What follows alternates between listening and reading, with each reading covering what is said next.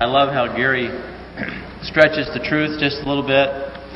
I was telling somebody earlier tonight, nobody wants to interview me anymore. I guess they're afraid of what I might say. But I do believe it's time somebody said something, don't you? Just briefly, I traveled light today, and I didn't bring any of my books, but I brought some books that I feel are very important to read. Since the subject came up earlier on vaccines, I have 5 of these. If you're interested in them, I support this gentleman's research in the science area, not necessarily where he comes philosophically, but he's also now written 2 other books, again on vaccines. You need to be very watchful and wary of what the government is giving you to help you be healthy, because they really don't want you to be healthy at all. So I have these here. If you're interested, I only have 5. They're $9 a piece, and I'll just set them aside.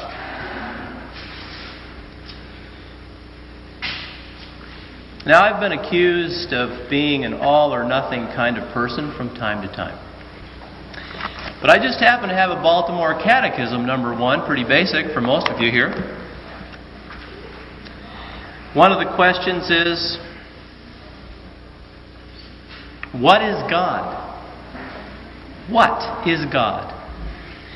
And the answer for our children is, and this is a theological statement I don't hear much in church, God is a spirit, infinitely perfect.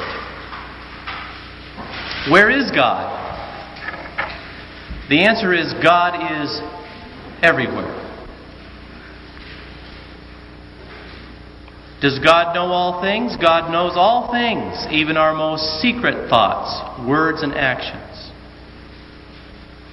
Is God just, holy, and merciful? God is all just, all holy, all merciful, as He is infinitely perfect.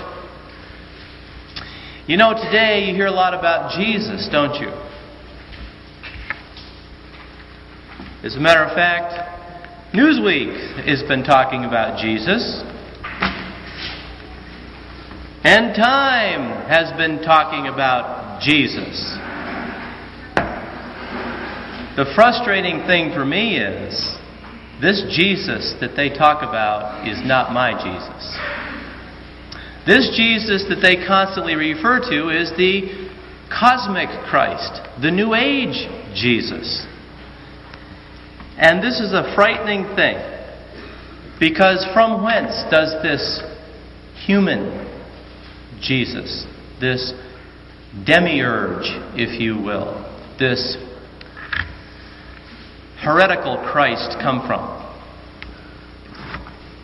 And with that beginning, with the concept that God is an infinitely perfect spirit, I'd like to delve back into 1931.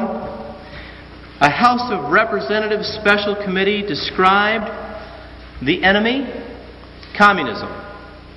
And here's what they said.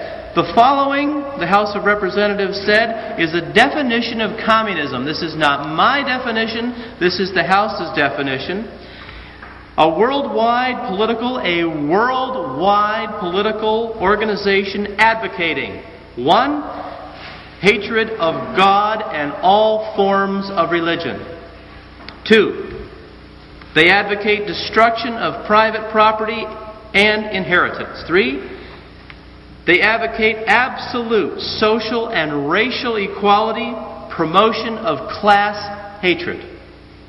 They advocate revolutionary propaganda, stirring up strikes, riots, sabotage, bloodshed, and civil war. The House of Representatives in 1931 said they advocate the destruction of all forms of representative or democratic government, including civil liberties such as freedom of speech, of the press, of assembly, and trial by jury. Recently, just an aside, I had to sign 2 documents, one to lease a facility and one to borrow money. I had to hire an attorney before I signed the first lease in order to get out of giving away my constitutional rights to a trial by jury. The document said, when you sign this document, you will no longer have a right to a trial by jury. That was to lease the space that we wanted to lease. On the document to borrow money, again, when you sign the document read, when you sign this document, you are giving up your right to a trial by jury. That document, if I wanted the money, I had to sign. That's where we are. 1931, 1996. Number 6, the House of Representatives said the ultimate and final objective is by means of world revolution to establish the dictatorship of the so-called proletariat into one world union. In other words, what George Bush described as the New World Order. Incredible to think that someone who has been espoused as a conservative Republican, George Bush, holds dearly to the beliefs of the Communist Party. I hardly ever talk about Bill and Hillary Clinton. They're hardly worth talking about. The communist rules for revolution read like this. Ask yourself if any of these apply to today. Corrupt the young. Get them away from religion. Get them interested in sex. Make them superficial and destroy their ruggedness. If you like, you could take a pencil and just make a little check mark if it's already been done. Get control of all means of publicity. Get people's minds off their government by focusing their attention on athletics, sexy books and plays, and trivialities. Divide the people into hostile groups by constantly harping on controversial matters of absolutely no importance. Tanya Harding, O.J. Simpson. We've spent 2 years with O.J. We spent a week with John F. Kennedy. Destroy the people's faith in their natural leaders by holding them up to contempt and ridicule. Always preach true democracy, but seize power as fast and as ruthlessly as possible. Congress just passed the anti-terrorist bill. That bill allows the government of the United States of America to use its own military on American citizenry. Communist rules for revolution. By encouraging government extravagance, destroy its credit, produce fear of inflation with rising prices and general discontent. Someone said earlier today the mistake that the Freemen in Montana made was they wrote fraudulent checks. But I ask you, how can you defraud a fraudulent bank? The Federal Reserve is completely fraudulent. It makes money out of thin air and then charges usury on top of it. Promote unnecessary strikes in vital industry, encourage civil disorders, and foster a lenient and soft attitude on the part of government towards such disorders. By specious, meaning fair-seeming but deceptive. Argument caused the breakdown. Breakdown of what? Old moral virtues, honesty, and sobriety. In other words, promote abortion, homosexuality, lesbianism, witchcraft. Cause the restriction of all firearms on some pretext with a view of confiscating them and leaving the population helpless. The 1986 Gun Act was taken almost verbatim from Nazi Germany in the 1930s.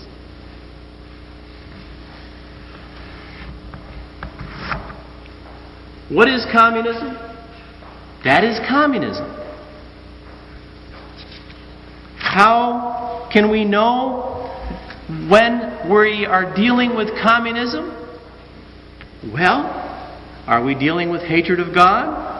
Are we dealing with the destruction of private property? Are we dealing with civil strife? Are we dealing with the destruction of all forms of representative government? Are we dealing with either a covert or overt world revolution? That is communism. How many check marks have you made so far?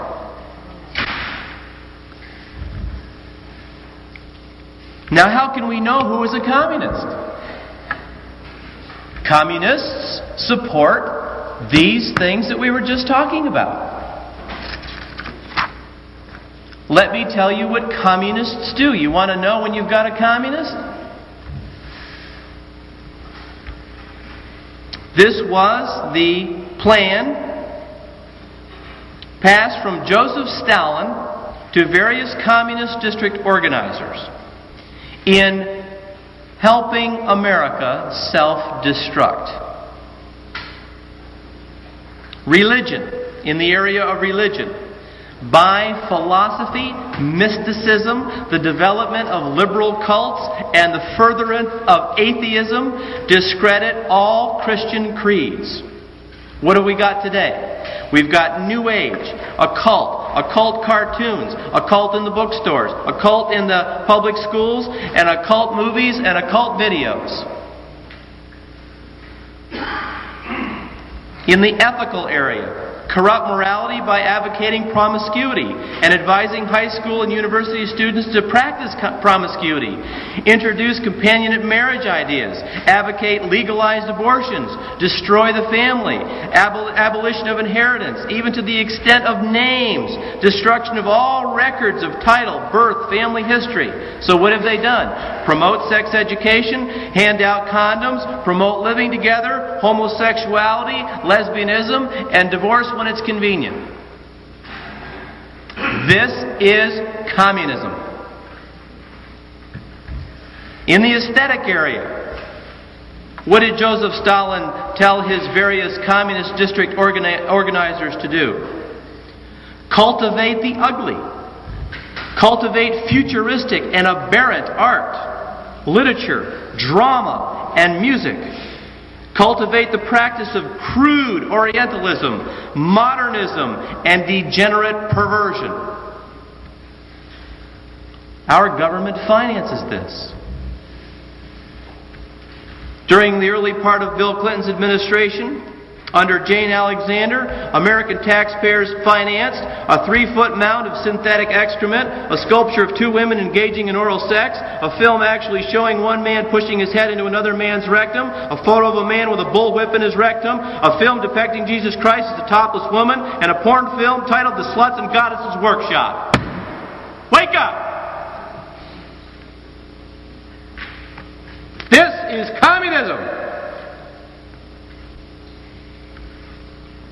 In the sociological, abolition of social opposition by subversive practices, the display of vulgar extravagance, promotion and exaggeration of all social and economic conditions, political corruption, create unrest, suspicion, revolt by the workers, intensify class war. How do you do that? Blacks against whites. Haves against have-nots. People with jobs against people with no jobs. Men against women. Women against men. Liberals against conservatives. Conservatives against liberals. Homosexuals against Christians. Children against parents. Parents against children. Muslims against Jews. Only 40 or 50 years ago, this nation didn't feel that way. We were together. We fought a war together. World War II we fought together. World War I we fought together. But why? We fought World War I to get the League of Nations. We fought World War II to get the United Nations. There has never been a doubt in the people who are running this little machine where we're going. We're going into the New World Order. In the industrial and financial, the communists want to create mistrust of banks by circulation of rumors of instability and distress.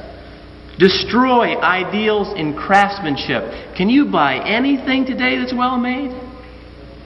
Everything is junk. Everything is a piece of plastic. You buy a shirt, the button's off in a week. Standardized, cheap, and shoddy. Advocate state monopoly of ownership, even though it's private. Exchange all foreign currency at a slight discount for U.S. gold. Gradually withdraw gold from circulation. It's gone. This is communism. Political. Set up the ideal of thinking internationally.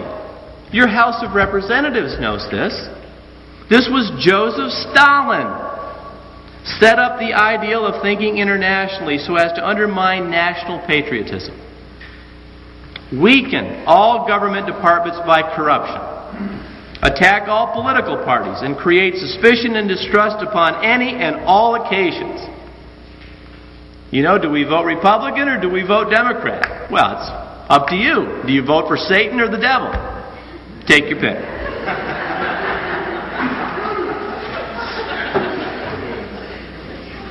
Amplify facts by fiction and create startling exposures. Ridicule all patriotic effort and undermine all preparation for defense. Carry out our set policy for world revolution outlined in Reichhoff's position. And what was Reichhoff's position? It is our duty, he said, to inculcate in the minds of all nations the theory of international friendship. The theory of international friendship. Pacifism. Peace is what we hear today. And disarmament, which the Vatican promotes right now, by the way. Encouraging resistance to military appropriations and training at the same time. However, never for one moment relaxing our efforts in the upbuilding of our own military establishment. So, whether they're a card-carrying communist or not, an individual who supports the things that we just read is in fact living up to and working for the values and the system of communism. Well, the media tells us that communism is dead. I'm going to tell you that any sense of truth coming from the media is what is dead.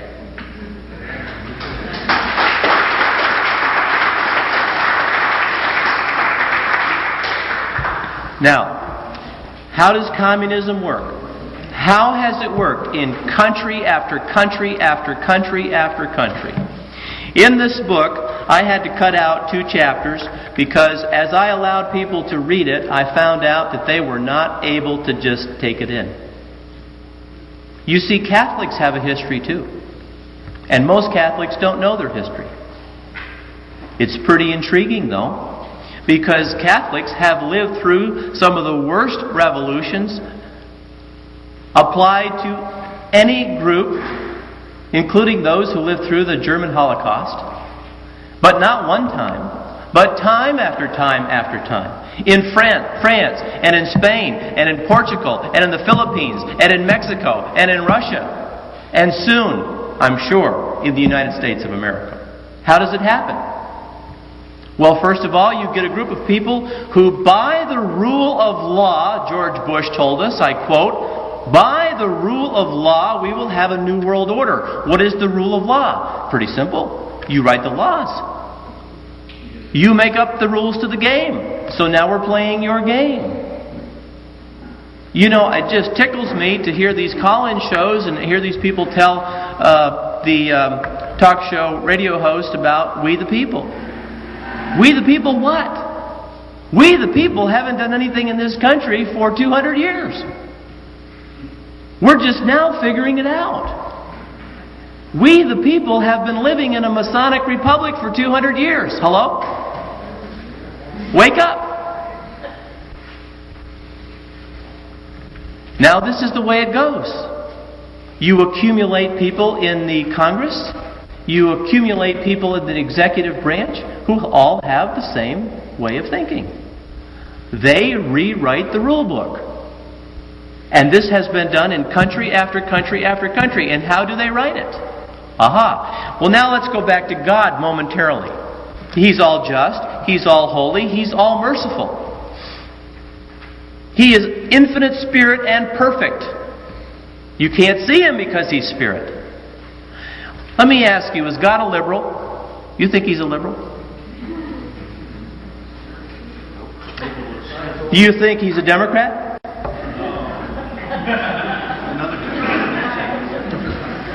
Do you think God is a moderate Republican, a la Bob Dole?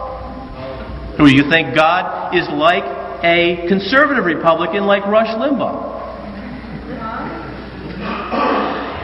I think you're getting my drift. God is an all or nothing God. God is pure and perfect light. And Jesus Christ came as a light to represent God the Father in this world. And He was perfect. He was perfect. But you see, Jesus is gone now. He's gone back to heaven. So we can't see Jesus the human, this cosmic Christ that they're talking about. So we got to start getting back to reality here, that God is really God. And every time that they twist a rule, every time that they make a law, every time that they allow a little what they call tolerance or diversity and unity or whatever it is an application to demonism on our God, the Blessed Trinity.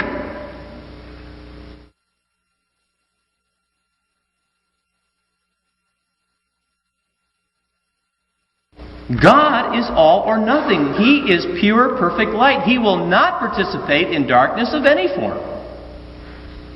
And that's why He told the Pharisees what He told them. What did He tell them? Your father is the devil.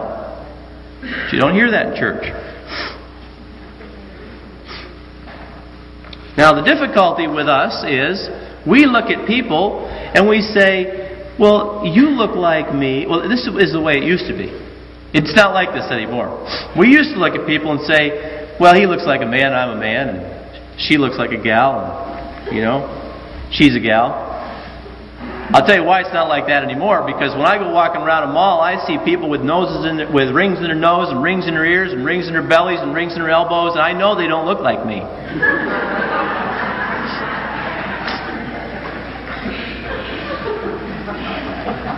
But at one of the Nazi trials, one of the people who had been in one of the camps, he suddenly broke down crying at one of the Nuremberg trials. And they asked him, why did you break down? And he said, I looked on the witness stand and he said, I realized that man sitting there who persecuted us and killed us is just a man. You see, communists are just men and women who believe something different. What is it that they believe different? And of course, that's the question. You see, this fight, this battle that we're in, as much as I detest abortion, it's not about abortion.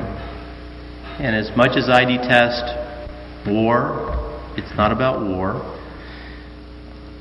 And as much as I detest liberal thinking and so on and so forth, it's really not about that. What it's all about is this age-old battle of Lucifer versus Christ. Lucifer has his own church, you see, and God has His.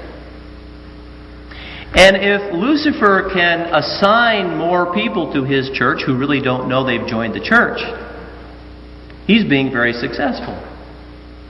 And if he can keep people in God's church immobile so that they don't even think that there's a war going on, and God forbid there be a militant church, God forbid that the crusade be fought to save Western civilization,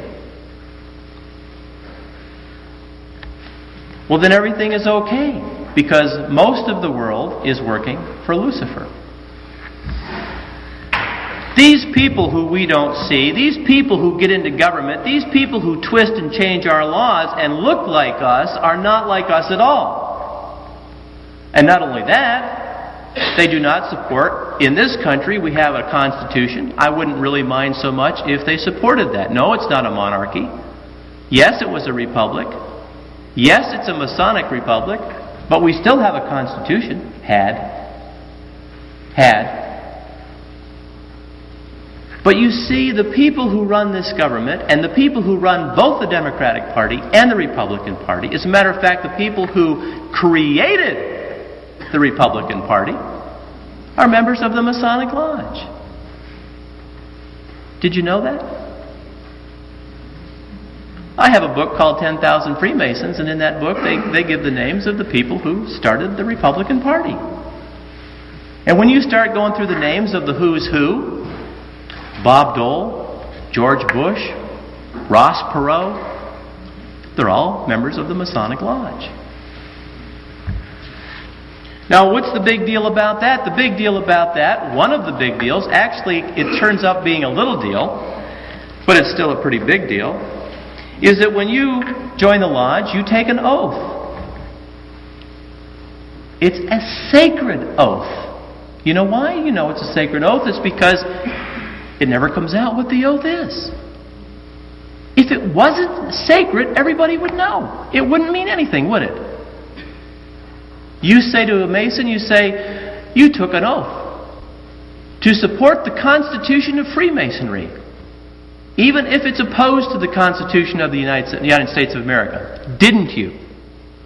Oh, no, I'd never do that. Never took any oaths. Well, you see, Masons have taken oaths to lie to you. Now, what kind of honesty are you going to get out of a man who's taken an oath to lie? Hello? Not long ago we met a 32nd degree Mason. He told us he didn't take any oath. Okay, so you lied. In the first degree, they say, I, Congressman, of my own free will and accord in presence of Almighty God in this worshipful lodge of free and accepted Masons dedicated to God and held forth to the Holy Order of St. John, do hereby and herewith most solemnly and sincerely promise and swear I will always hail, ever conceal, and never reveal any part or parts, art or arts, point or points of the secret arts and mysteries of ancient Freemasonry which I have received, am about to receive, or may hereafter be instructed in, to any person or persons in the known world, except it be to a true and lawful brother Mason, or within the body of a just and lawfully constituted lodge of such. Not my father, not my mother, not my sister, not my brother, not my daughter, not my son, not my dog, lest he's a member of the lodge.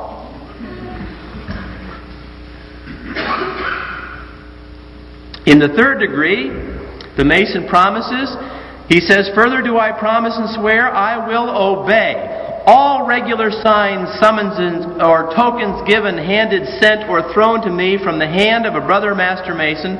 Furthermore, do I promise and swear that a Master Mason's secrets given to me in charge as such, and I knowing them to be such, shall remain as secure and inviolable in my breast as in his own, when communicated to me, murder and treason excepted, and even they left to my election.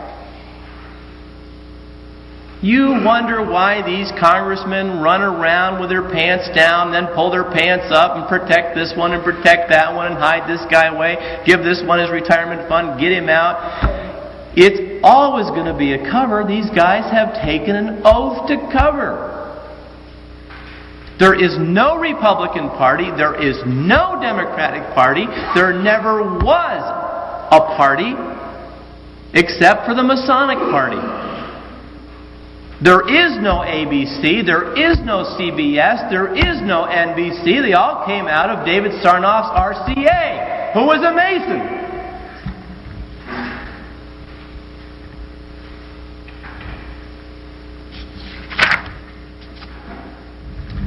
In the seventh degree, he says, the oath, I promise and swear I will not wrong this chapter of Royal Arch Masons. Later on, I further promise and swear I will not speak evil of a companion Royal Arch Mason behind his back nor before his face, but will apprise him of all approaching danger. And you'd better do it. You'd better do it. Because if you don't, you have taken an oath also. To all which I do most solemnly and sincerely promise and swear with a firm and steadfast resolution to keep and perform the same without any equivocation, mental reservation, or self-evasion of mind in me whatever, binding myself under no less penalty than have my skull smote off and my brains exposed to the scorching rays of the meridian sun, should I knowingly or willfully violate or transgress any part of this my solemn oath or obligation of a royal archmason. So help me God, what God is not our God, and keep me steadfast in the due performance of the same. You know, it's mind-boggling to me that these guys can come up to anybody and say, I am a Christian.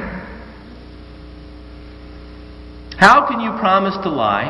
How can you promise to protect another individual, whether he's lying, whether he's cheated, whether he's treasonous? How can you make these promises and call yourself a man of God? It's an absolute impossibility.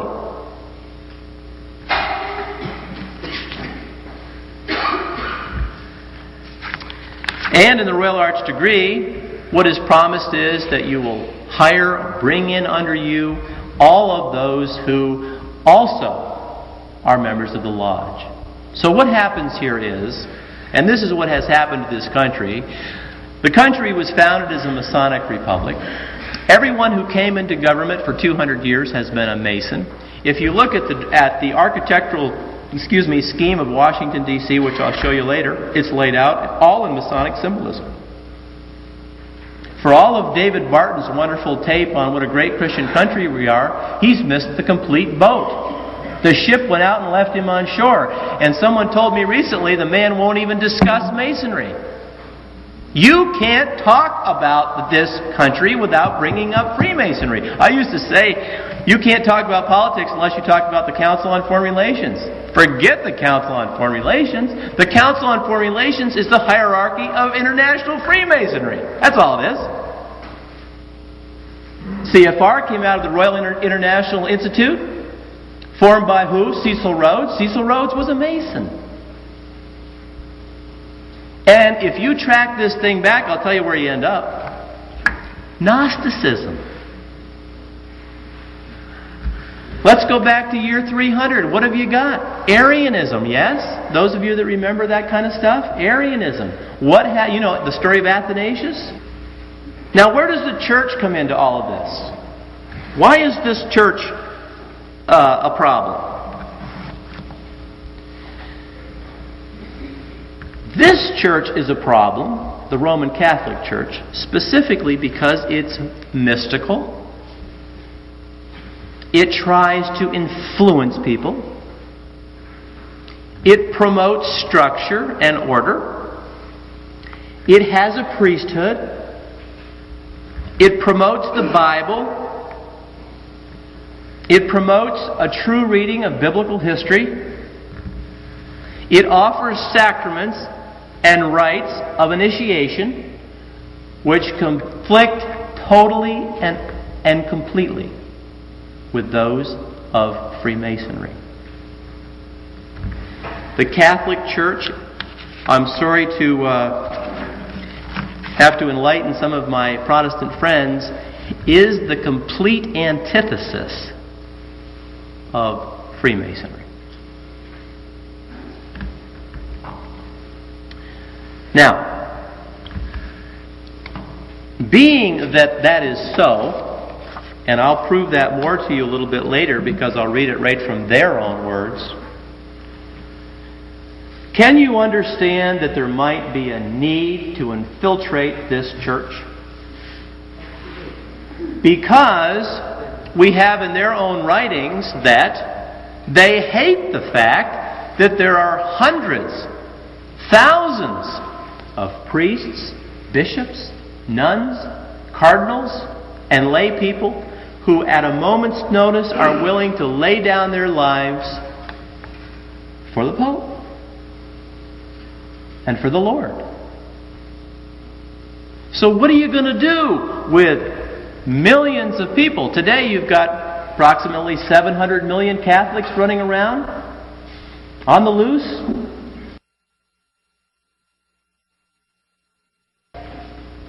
That is a very, very, very powerful force of people, 700 million people. Well, a man named Bernard Fay told us that the church has been infiltrated by Freemasons for a long time. In 1723, the Constitutions of the Freemasons, says Fay, spoke of the Brotherhood as having its own Catholic religion. By the way, another aside, when a Freemason named Calles, C-A-L-L-E-S, took over the Catholic Church in Mexico, he thereafter, in a Spanish name, called his church, which he had taken over, the Catholic Church of Mexico. You think the Mexicans know that? No. So when they see the Catholic Church doing crazy things, do they realize that Calles has now put all of his own people in as priests and brothers and cardinals, a la the KGB did in the Soviet Union, in the Greek Orthodox Church? Toward the middle of the 18th century, says Fay, Europe basked in the light of a thriving Freemasonry. Masons were to be found everywhere. Fay says great numbers of them were to be found in the French lodges of the 18th century. He says there was no organized opposition on the part of the French church against Freemasonry. From 1778 to 1790, French Freemasonry could be detected everywhere. In the Parliament, in the army, in the monasteries, in the schools were found members of the lodges, and the clergy, he said, did not remain behind. In Feet Camp, there was a lodge entirely composed of monks, get this, Brother Michael, of the nearby Benedictine monastery. We've got to keep our eye on you guys. The Lodge des Neuf Sœurs, 9 sisters, numbered 13 priests amongst its brethren, and 27 other lodges had priests, get this, as worshipful masters. However, the leadership and high functions generally remained in the hands of the high nobility. By that time, the nobles of Europe had become Masons themselves. So, nothing new regarding that. Now, do we have current evidence that a similar thing has happened today? Yes, we do. I have a list here of a number of archbishops, cardinals, and monsignors, prelates, priests, who are, this list goes back to 57, 60s, 70s, and I have another list here of Masons in the Catholic Church. I won't give the names, but let's go through some of the positions. These aren't low-level working agricultural positions, you know. Secretary of State, Prefect of the Sacred Congregation of Public Affairs. Member of the Pontifical Commission for the Revision of Canon Law. Secretary of State to Paul VI. Vicar General of the Diocese of Rome. Controller of all the clergy in the city. Member of the Sacred Congregation of Sacraments and of Divine Worship. Prefect of the Sacred Congregation of Bishops. Prelate of Honor and Secretary to Paul VI. After being excommunicated for heresy, this individual was reinstated by Cardinal Vio, who was the Secretary of State to Paul VI, and who was a member of the OTO, which was Aleister Crowley's secret society. Prefect of the Congregation for Catholic Education. You wonder why they're teaching sex ed in the Catholic schools? This is why. Consultant in the Sacred Congregation of the Propagation of the Faith and in the Sacred Congregation of the Holy Rites. Archbishop of Florence. Consultor of the Pontifical Commission for the Revision of Canon Law. Member of the Pontifical Commission for Russia. You wonder why the third secret hasn't been given? The individual who controls candidates who are likely to be raised to the dignity of cardinal. The head of Catholic schools. Assistant to the Vatican Pontifical Commission for Biblical Studies.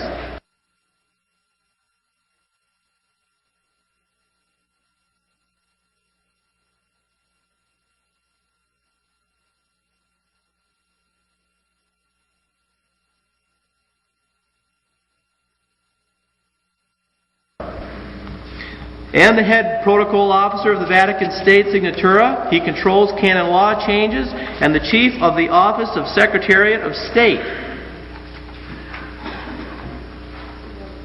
Now, let's forget all of that for just a moment and be practical. If you had a Holy Roman Catholic Church, what would your expectations be at our present position in time? Well, I don't know what you would expect. Let me tell you what I would expect. First of all, I would expect a cutting away of the Vatican-Moscow alliance.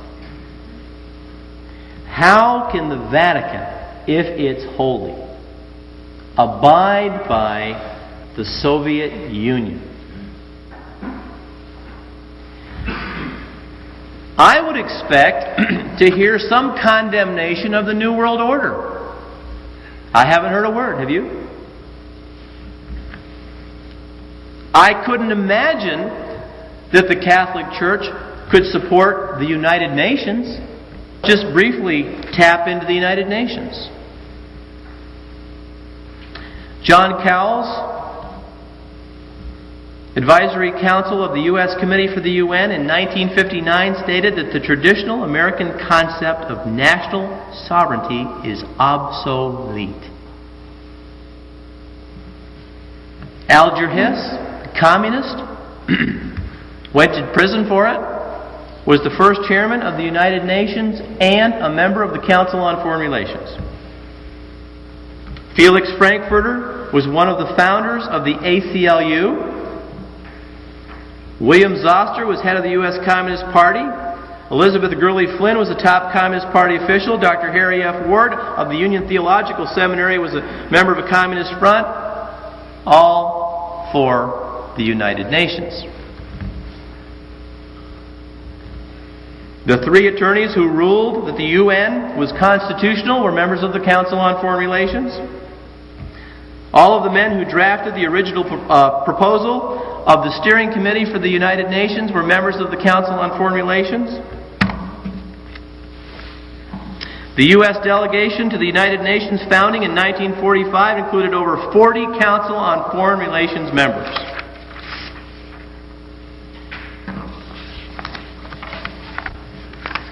Here's the prayer of the United Nations.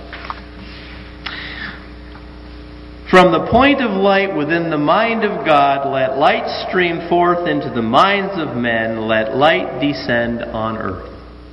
From the point of love within the heart of God, let love stream forth into the hearts of men, may Christ return to earth. From the center, where the will of God is known, let purpose guide the little wills of men, the purpose which the masters know and serve. From the center which we call the race of men, let the plan of love and light work out, and may it seal the door where evil dwells. Let light and love and power restore the plan on earth. Do you know that the United Nations is the home of Lucis Trust? Do you know that the United Nations is the home of Lucis Trust, which used to be called Lucifer Trust? But in the early part of this century, that was a little much for people to take. So they changed it to Lucis Trust. And Alice Bailey, who was head of Lucifer Trust, told her followers, quote, "It must be remembered that the forerunner of all movements which appear upon the physical plane is educational propaganda," which is what has been going on in this country for over a century, and it's why there are so few people here tonight. She said, Alice Bailey, the three main channels through which the preparation for the new age is going on might be regarded as the church, the Masonic fraternity, and the educational field. John Paul calls for the end of sovereignty for the United States and other countries, the end of absolute property rights, the end of gun rights, the new international economic order, the redistribution of wealth and jobs. He calls for nations to trust the United Nations. He calls for total disarmament. He promotes the United Nations as the hope for peace. He promotes UNESCO. To the astonishment of many Catholics, John Paul II told the Director General of UNESCO that since the birth of UNESCO, the Catholic Church has always carefully followed the UNESCO program. You know where UNESCO came from? It came from a man named Archibald MacLeish. Do you know Archibald MacLeish is a member of the Order of Skull and Bones, of which George Bush is a member? But let me tell you just a little bit about the United Nations. Secretary General of the United Nations, at one time he was Secretary General, U Thant, quote, praised Lenin as a political leader whose ideals were reflected in the United Nations Charter. Let me read that again, just so you get the full impact of this. U Thant, who was the Secretary General of the United Nations, praised Lenin as a political leader whose ideals were reflected in the United Nations Charter, developed by the Council on Foreign Relations and at this time supported by the Vatican.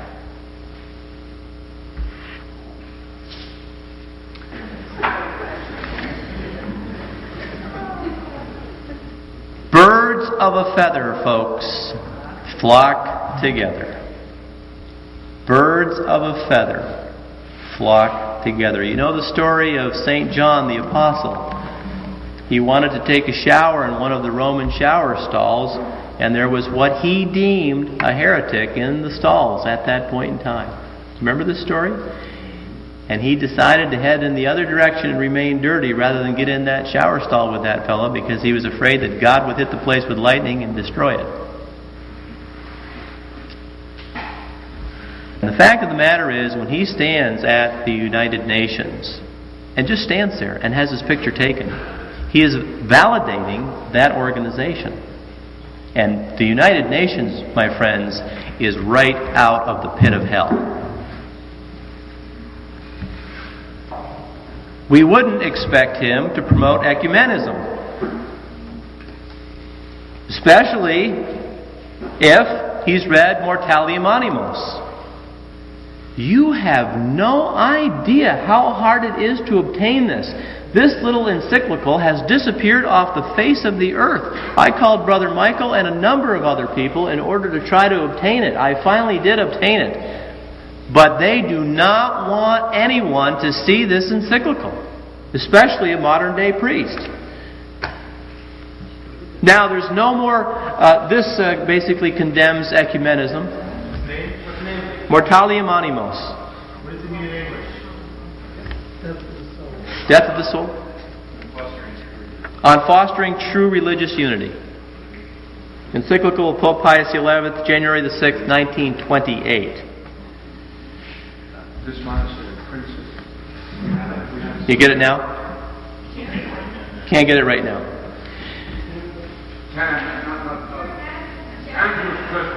Angelus Press has it now. Another thing I would expect is some condemnation of the New Age. I might expect some condemnation of divination, perhaps, or Freemasonry, or witchcraft. I might expect that Teilhard de Chardin or Father Matthew Fox might be excommunicated. But that would be too much to hope for. I might expect to hear some comment on homosexuality or lesbianism or pedophilia or child ritual abuse. But no, I don't. I don't hear any support for nationhood. What do I hear from the Vatican?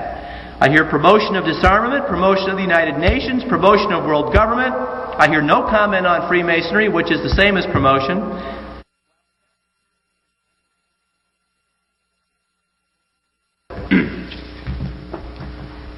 I wouldn't really mind if you called them. They're in Longwood, Florida. The name of the church is called Annunciation. They have a Catholic bookstore. Don't tell them I told you to call. This is the kind of book they sell there. I bought this there. In Search of the Christ Sophia. In Inclusive Christology for Liberating Christians. In a nutshell, what this book says is if you refer to the Book of Wisdom, you'll find out that wisdom is feminine. Therefore, somehow you can make Christ feminine, and you can have a feminine Christ if you would really like one. And then I bought this book, Thomas Berry and the New Cosmology. I even read these things, believe it or not. And this is nothing but pantheistic garbage, God part of the creation universe stuff. References to Father Matthew Fox, who promotes witchcraft, homosexuality, and lesbianism. If that is what remains of the Catholic Church, there isn't one. But that's not what remains, right? Because there are little twigs springing up all over the place of truth, like this church here. Now, there's a United Nations oath that goes along with being an ambassador to the United Nations. This is the oath that George Bush took in 1971. Most recently, Madeleine Albright took it. I solemnly swear to exercise in all loyalty, discretion, and conscience the functions entrusted to me as an international civil servant of the United Nations, to discharge these functions and regulate my conduct with the interest of the United Nations only in view, and not to seek or accept instructions in any regard to the performance of my duties from any government. Geez, I thought George Bush was American.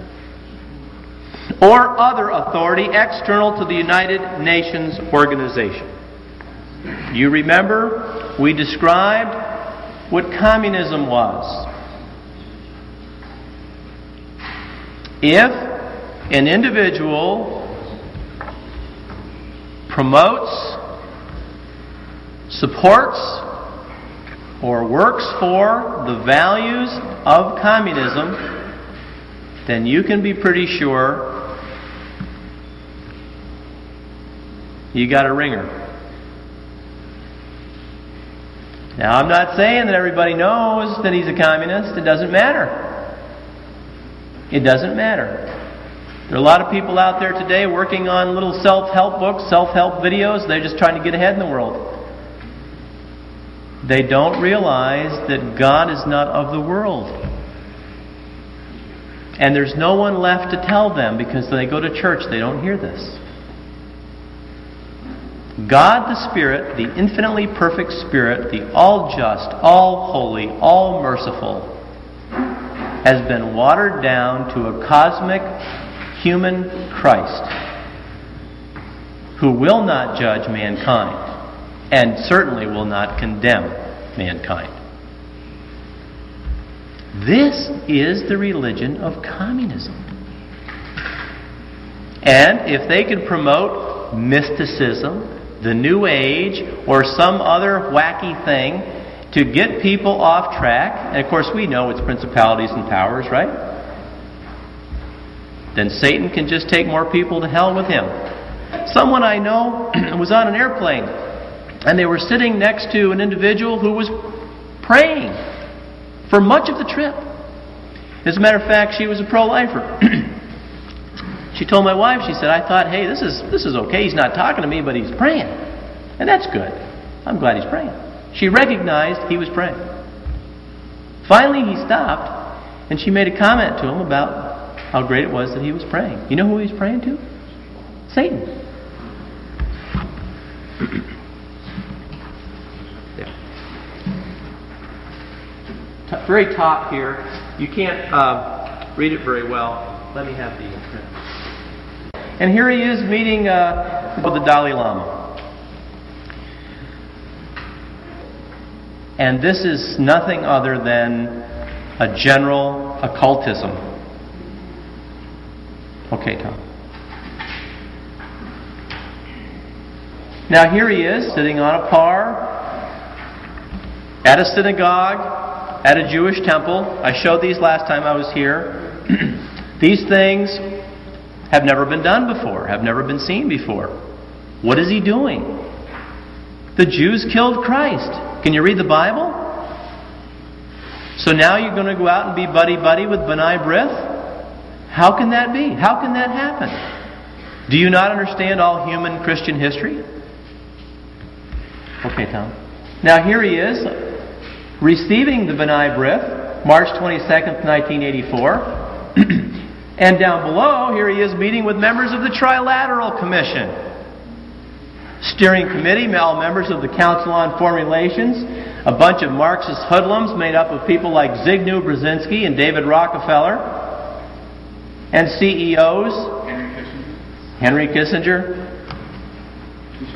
It's quite a little gang.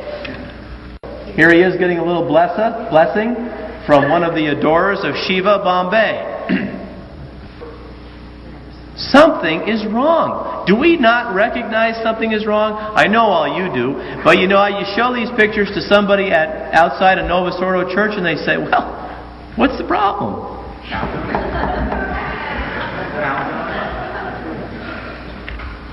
This is at a Buddhist temple. I'll give you the date, May 10th, 1984.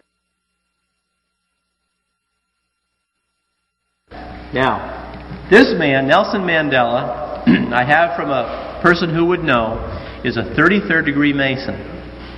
Nelson Mandela is also a communist, and Nelson Mandela is absolutely annihilating anything that even remotely looks like Christian in South Africa.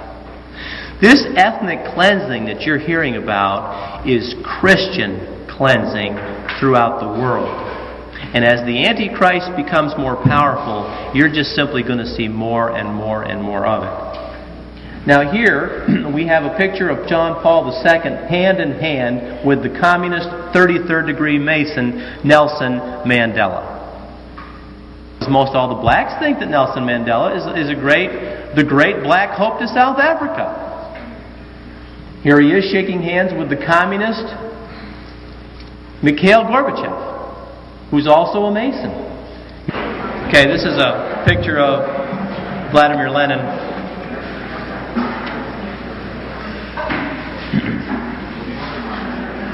This is the individual whose philosophy the United Nations supports. So says Secretary of the General Youthon. Now I have a book coming out called Unholy Alliances. It won't be in the bookstores, I can tell you right now. And I've got a number of quotes in there on the United Nations. The people who are hanging out at the United Nations are just simply, in a nutshell, one word, they're Luciferian.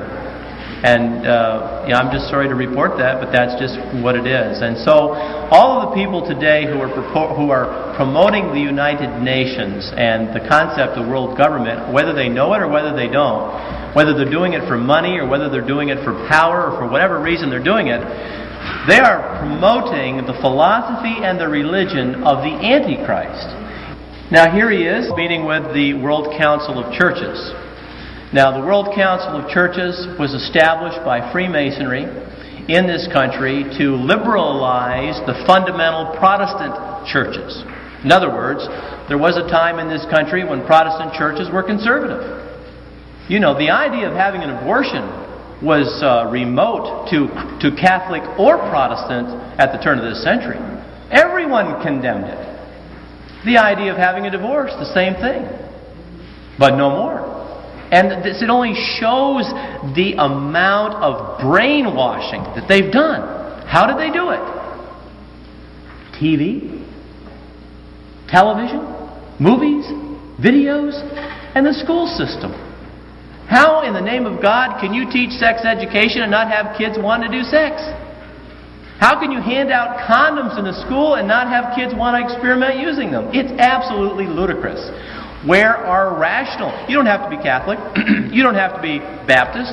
You don't have to be anything. You could be a doggone pagan atheist. And why can't you figure out that if your kid's in that school system, he's getting indoctrinated into a Baal cult? That's what it is. It's Baal worship. Do you understand? All occultic religions focus on some form or another of sexual perversion. That's a known fact.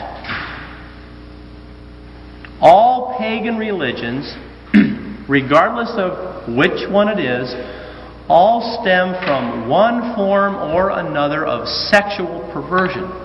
You see, I'm only now figuring out that all of this stuff that's isolated, people are fighting this problem, and people are fighting that problem, and people are fighting this problem over here, whatever it is. And not that they shouldn't, they should.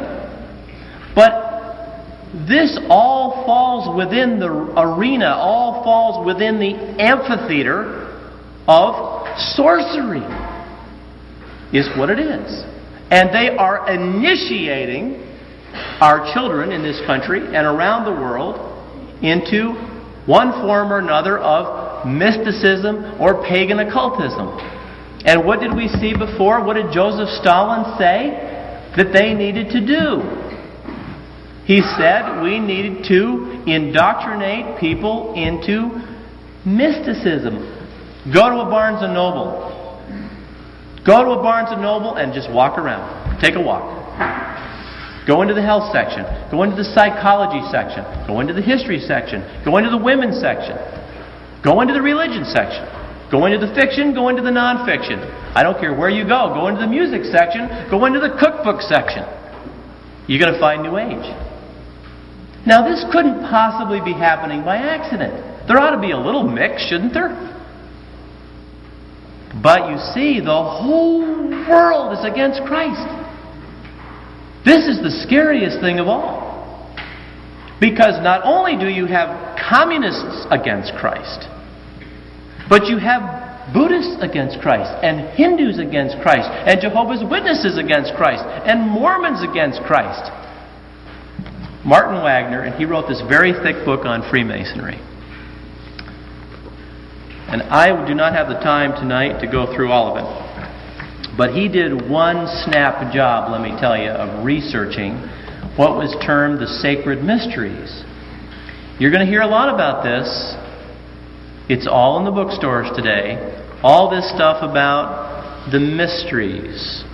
You're seeing more and more stuff from the Aztecs and the Incas and the Egyptians and the Mayans and the Zunis and so on and so forth. Where's this all coming from? He says, having taken, and I'm on page 248, so he's done 247 pages of proof, okay, already. Having taken for our guidance the statements of eminent Freemasons, that if we would get the thought of Freemasonry and the hidden meaning of its rites, we must go to the ancient mysteries of Syria, Greece, Egypt, Samothracia, and Sidon, and other nations of antiquity, and study those institutions and discover their ideas of the divine. He says if Freemasonry is the mysteries restored, the task need not be difficult nor fruitless. It is with this religion set forth in the mysteries that Freemasons claim for their institution a unity, harmony, and identity. They claim and profess to set forth the same religious ideas, worship the same deity, and employ in their religious and moral instruction the same hieroglyphic methods and art speech that prevailed in those cults. And so what he has said here is, if this is what they say is true, if this stuff is hidden, it's no problem, right? We just got to go back there and see what it's all about. Of course, how many people, even Masons, are willing to do that, right? How many Catholics are willing to go back and see what the Church Fathers said about anything? Very few. So he goes back. He says, bear with me because I know how hard it is to be read to, and especially at this hour. In the foregoing chapters we have shown from trustworthy sources the nature and essence of the religion of the mysteries, their notions and conceptions of the divine nature. You know, they're always talking about divinity. And the divine acts, as they obtained in them and for which they as institutions stood. We have found that the religious acts, ACTS, consisted in paying homage to the generative principle or the reproductive power in its several aspects in nature and in man. The mysteries involved in the generation of life are the facts upon which the mysteries as religious institutions were founded, and to the processes involved in the former, the rites of the latter were conformed. If then there is a unity in the religious ideas and conceptions of the divine nature in the mysteries and Freemasonry, upon Masons' own confessions and declarations, the proof is conclusive that Freemasonry is a sex cult, in which the generative powers are adored and worshipped under disguised phallic rites and symbols. Phallicism is the essence of the religion of the mysteries, and phallicism is the essence of the religion of Freemasonry.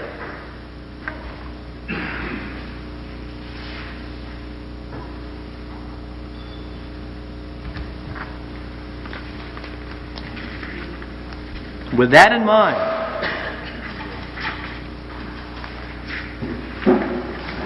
let's go through a few more acetates. This is a picture of the Washington Monument. Every picture, virtually, that you see of Washington, D.C., recently you see on the cover of books, every time you look, you see a picture of the Washington Monument. This has very, very much importance for members of the occult, because you see, the Washington Monument, to members who understand the occult, they know the Washington Monument is a symbol for the phallus. If you fly over the Washington Monument, there is a circular pool around it, which basically is a dot, meaning a dot in a circle. If you look at it from the air, can you understand what I'm saying? And a dot in a circle is a symbol for sun worship. If you go to Pat Robertson's book called The Millennium, there is a dot in the middle of a circle on every single page.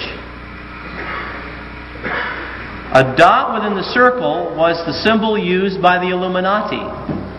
And in the ancient Mayan religion, it was used to signify Ra, the sun god.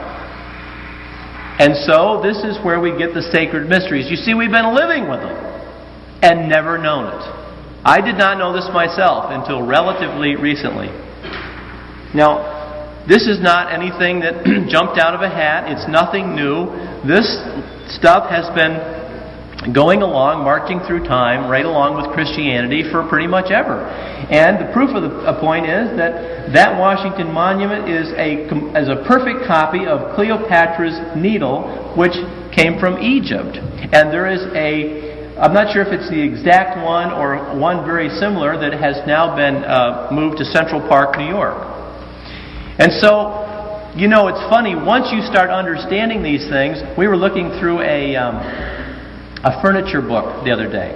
And you know those little furniture books, how nicely they put everything together, everything's the right color. You women know.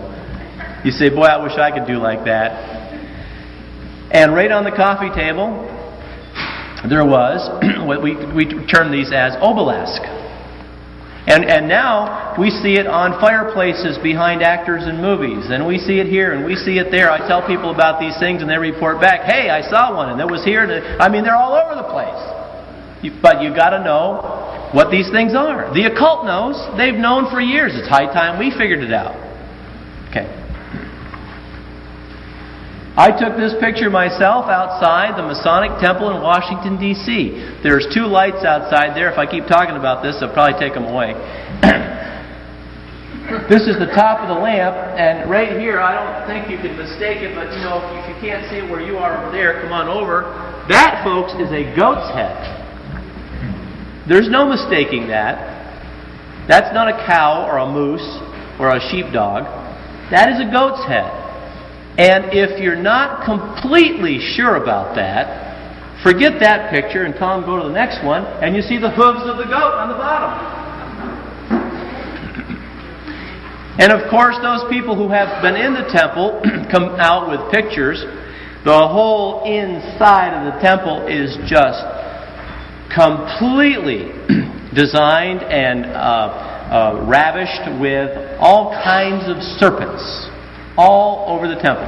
How can any man call himself a Christian and be associated with such perversion? It's mind-boggling. This is right outside the temple in Washington, D.C. Now again, we see the serpent around the neck here. We see the ankh here. All occultic. What do you find about this that is anything of Christ? Nothing. This is a layout of Washington, D.C. When they laid the city out, the architect was a Mason and they laid it out in Masonic symbolism. Here's the White House. Here's the Washington Monument, as I said, point within a circle. Here's the Capitol. The streets that go to the Capitol make up Masonic symbolism, obviously. There's a goat's head up here, and if you turn this on its side, the other way. The other way. One more. You'll see an inverted five-pointed star with the bottom right on top of the White House, folks. That is a satanic symbol. That is a pentagram. What are the other points? These other points, I should know them. I can give them to you if you want to write me. I mean, I just don't have them here with me. One's found 30 square. They're all important in reminding themselves. That's right. Nothing here is happening by accident. That's my whole point. Now the New Age, where does the New Age come from? It comes right straight out of the Scottish Rite of Freemasonry. They've published the New Age magazine for nearly 100 years. When Paul Fisher wrote that book, Behind the Lodge Door, with almost 1,000 references, they changed the name. Now they call it New Age Journal or something like that. So, the New Age comes from Freemasonry. This is Albert Pike. Albert Pike wrote Morals and Dogma. Morals and Dogma is a very large treatise on pretty much the sacred mysteries of Freemasonry. He talks about Christianity in there, but he mixes it in with Osiris and Isis and the Eleusinian mysteries and just about every religion known to mankind. And this is Madame Blavatsky, whose Theosophical Society, the whole goal of the Theosophical Society was to create a unity among religions. In other words, water down Christianity, make it bland, make it simple, turn it into absolute nothingness, and then mingle it with all of the other religions. And of course, she was a Satanist, a Luciferian. And you know, what gets me is she says there is no religion higher than truth, right? And here's the serpent eating his tail. You see it? Nazi symbol on top. The serpent eating his tail was the symbol that Benjamin Franklin used. Benjamin Franklin has been considered the greatest proponent of colonial Freemasonry that we ever had. And one of Blavatsky's statements was, what is one to do when in order to rule men it is necessary to deceive them?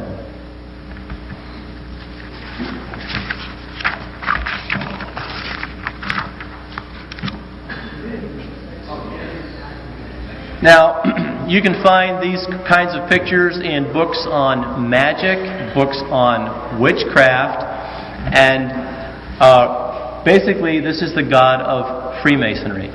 This is the god Baphomet.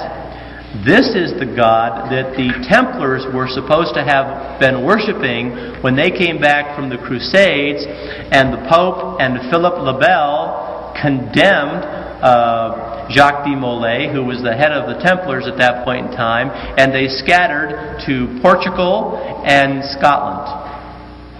of course, resurfaced later as the organization of Freemasonry. But again, this is the God of Freemasonry. Now, how would you like to be the wife of a Mason and suddenly come to realize what your husband is into? And he has taken an oath, hasn't he? He's not going to tell you what he's into. Now, what I like to do when I can, I like to read the Occult Zone books. And I have a book here called The Evolution of Freemasonry, written by a Freemason, published by McCoy Publishing Company, which is a Masonic publishing company. Some of you will really enjoy this. I just toss it in here because I thought it was interesting. It's in this book on page 89. There's a picture of Martin Luther. And it says, Martin Luther opened the way for the future development of Freemasonry. In the book, 10,000 Freemasons, 10,000 Famous Freemasons, written by a Freemason, there is an individual who was a cohort of Martin Luther who was himself a Freemason.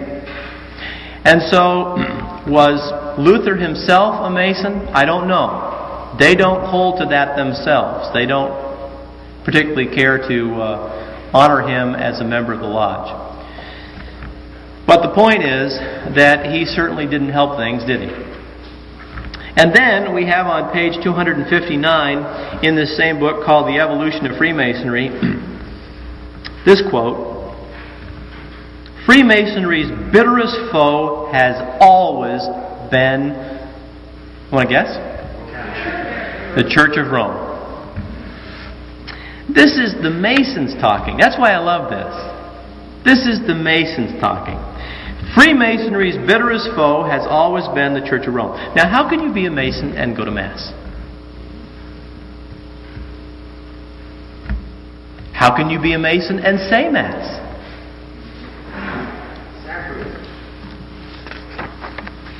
And then they go on and he tells us about Pope Pius VII, who published a bull against Freemasonry, and Clement XII, who published a bull against Freemasonry, and how Freemasonry confiscated church property and specifically tried to prohibit the administration of the Holy Sacrament. Satan wants to prevent the Blessed Sacrament from being delivered and exposed. I won't get into my whole story, but for a long period of time, although I was brought up as a Catholic, I went in a different direction. And I read the Bible and so on and so forth, but I wasn't going to a Catholic church. When I came back to it, I was kind of looking around for the way it used to be when I left. So, in a way, thank the Lord, I wasn't there for all of the brainwashing that was going on for 30 years. And so when I was looking for things that I used to realize were there and should be there, they were gone. Like an altar. It's gone. Like a railing. It's gone. Like Stations of the Cross. If they're not gone, they're so small you can hardly see them. And the tabernacle. Where did it go? Now what I do is when I walk into a Catholic church, I look for where they put the thing, where they hid it. Recently I went to a Catholic church in Florida, and I knew they wouldn't put it on the front altar, so I suspected they might have it over on a side altar, tucked away somewhere. But they didn't have any side altars in this church. So I'm looking all over the place, and I said, I can't see the thing anywhere. So I asked somebody, is this a Catholic church? Yes. I said, where's the Blessed Sacrament? Oh, follow me. So they take me all the way around to the back of the church, through a couple doors, and it's almost like in a closet in the back of the church with a little red light by it. Next thing you know, it'll be out the back door. Somehow or another, I suspect the last days are going to be very, very closely associated with no more proper Mass and no Blessed Sacrament.